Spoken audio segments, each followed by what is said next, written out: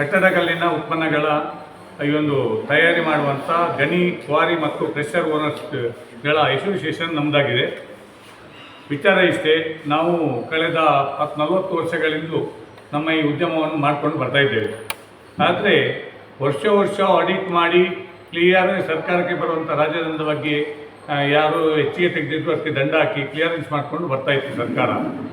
ಆದರೆ ಈಗ ಏಕಾಏಕಿ ಡ್ರೋನ್ ಸರ್ವೆ ನಡೆಸಿ 2006ರಿಂದ ಆಗದ ಏನು RL ಲೆವೆಲ್ ರೆಡ್ಯೂಸ್ ಲೆವೆಲ್ ಇಲ್ಲದಿದ್ದರೂ ಕೂಡ ಏನೋ ಸೆಟಲೈಟ್ ಇಮೇಜ್ ಅಂತ ತಗೊಂಡು ಅದೇನು ಕ್ಲಾರಿಟಿ ಸಿಗೋದಿಲ್ಲ. ಭೂಮಿ ಮೇಲ್ಮೈ ಮಟ್ಟ ಸ್ವಲ್ಪ ಹೆಚ್ಚಿಗೆ ಕಮ್ಮಿ ಆದರೂ ನಮ್ಮ ಕಣ್ಣೆಜ್ಜಲ್ಲಿ ಅದು ತುಂಬ ಡಿಫರೆನ್ಸ್ ಬರ್ತದೆ.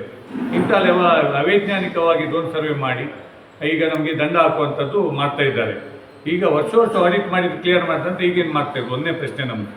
ಎರಡನೇದ್ದು, ಸರ್ಕಾರವೇ ನಮ್ಮಿಂದ ರಾಜದಂಡ ಮುಖಾಂತರ ನಾವು ರಾಜದಂಡ ಪಾವತಿಸಿ ಬಳಕೆದಾರರಿಗೆ ಅದನ್ನು ಕೊಡಬೇಕಿತ್ತು.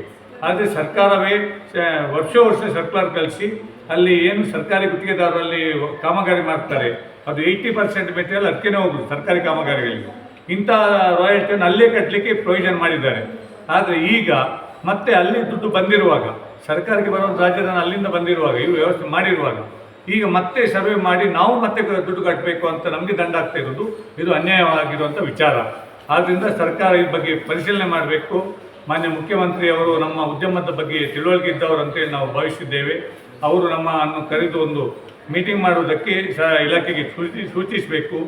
ಏನಿಲ್ಲಿ ತೊಂದರೆಗಳಾಗಿದೆ, ಏನು ನ್ಯೂನತೆಗಳಾಗಿದೆ ಇದನ್ನು ಸರಿಪಡಿಸುವುದಕ್ಕೆ ಅವರು ಶೀಘ್ರವಾಗಿ ಕ್ರಮ ವಹಿಸಬೇಕು. ನಮಗೀಗೇನು ದಂಡ ಹಾಕಿದ್ರಿ ಅದರ ಮುಖಾಂತರ ಮುಂದಿನ ಏನು ಕ್ರಮವನ್ನು ತಗೊಳ್ಬಾರ್ದು. ಈ ಎಲ್ಲ ವ್ಯವಸ್ಥೆಯನ್ನು ಪರಿಶೀಲನೆ ಮಾಡದೆ ಯಾವುದೇ ನಮ್ಮ ಮೇಲೆ ಕ್ರಮ ತಗೊಳ್ಬಾರ್ದು ಅಂತೇಳಿ ನಮ್ಮ ಬೇಡಿಕೆ.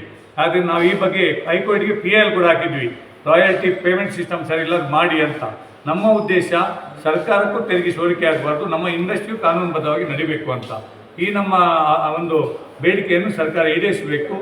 ಒಂದು ಕಾಲಮಿತಿಗಳಿಗೆ ಇದಕ್ಕೆ ತಾರ್ಕಿಕ ಅಂತ್ಯವನ್ನು ಕೊಡಬೇಕು.